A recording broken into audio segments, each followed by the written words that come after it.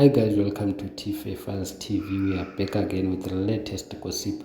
Nyaya dziri kupisa dziri kutenderera pasocial media. Chikonzero chaita kuti socialite Kelvin Mhofu azviuraye tachiwana.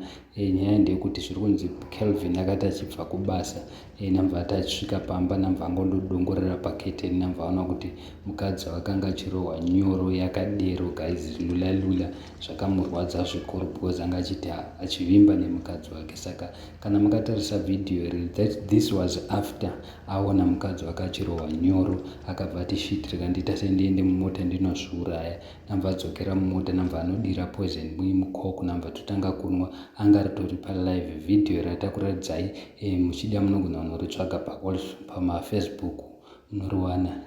Ritori hombe kudarika izvi. Hatina kukwanisa kuti tikupeirese asi tangoti tikuratidzei zvaita kuti vanhu vazukuru vambuya nende vataure zvinhu zvakawanda pamusoro penyaya yacho.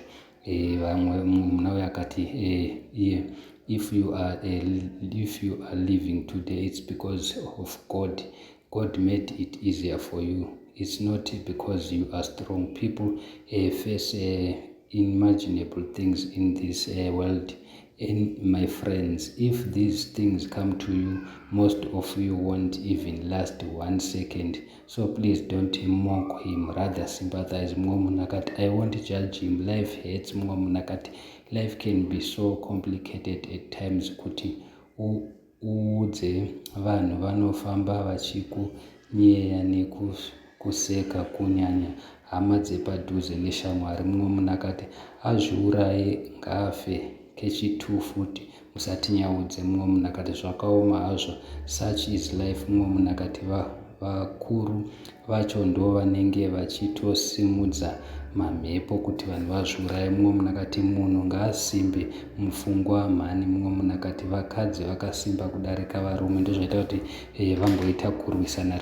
Varume vachiti aiwa musataura zvamusingazivi, nesuwo takasimba. Vakadzi vachiti isusu kana tikaona muchitiurira hatizviuraya, asi mimi munoda kuzviuraya kana kuti mutiuraye.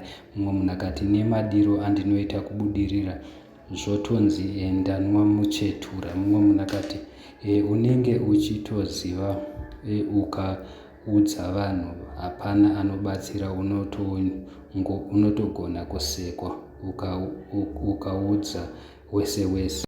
Munakati life ndimukoma iyi, zvinoda kushinga izvi said.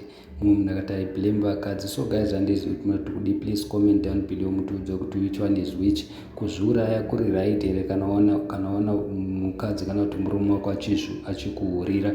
Vamwe vanhu vari kudedzera kuti nezvida kuti mutaurirane. Saka problem ndekuti tichika kuti toudza handi, dzimwe nguva unoudza shamwari yako kana toudza hama dzako vofamba vachikuseka. So handizivi kuti kudi guys.